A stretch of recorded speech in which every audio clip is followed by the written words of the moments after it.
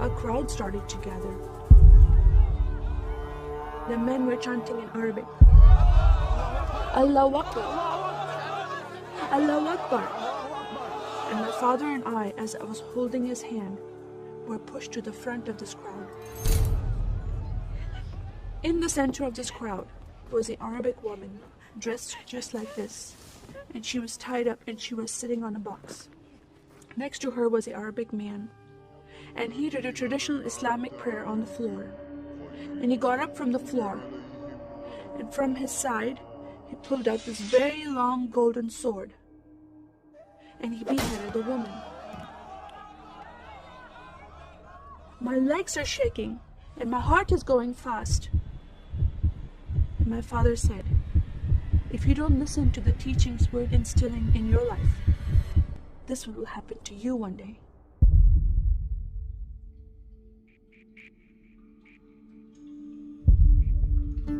I was born and raised in a small country by the name of Kuwait, a community of 98% Muslim population. 2 of my uncles are imams, and 1 is president of a mosque, where I would hear the call to prayer 5 times a day. As a Muslim, the word Yahudi, which means Jew, was instilled in me as a bad word, as a cuss word. Yahudis should not exist. They should be killed, and I never thought to question why would I hate them. I never met Jewish people in my life. They never did anything to harm my family. I just hated them. Just the word brought hatred in my heart. It's very important to learn the Quran and the Hadith and even memorize it in Arabic. I even entered a competition where you recite the long chapter in front of Islamic leaders and teachers.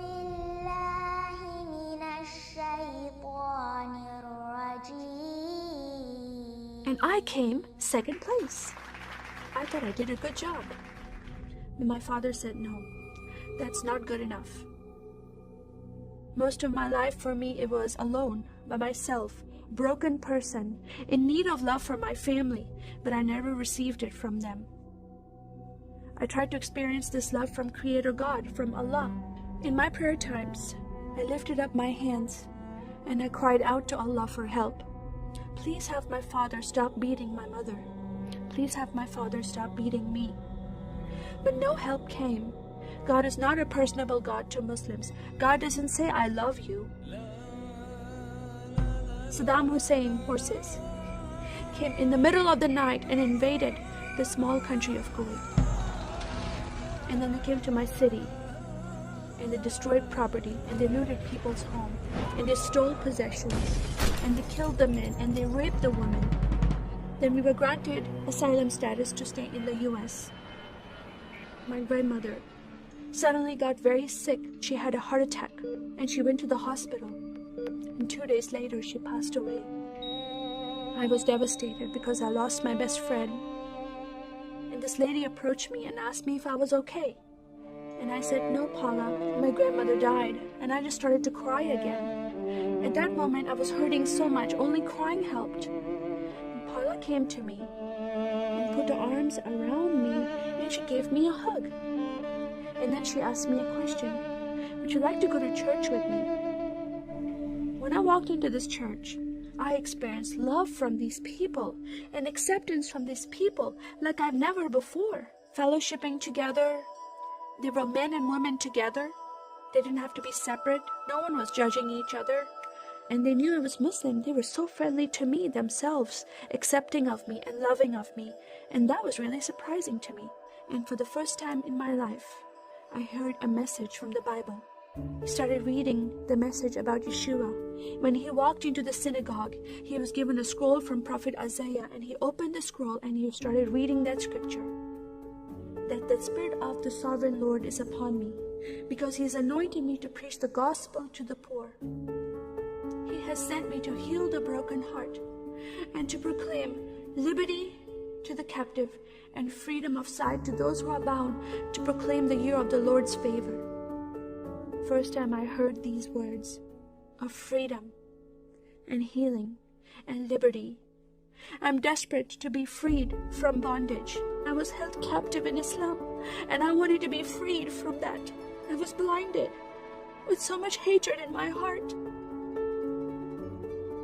The darkness broke from my eyes. The veil came off my heart. I knew the decision I was making to leave Islam is a big decision. By Sharia law, Islamic law, it is death penalty.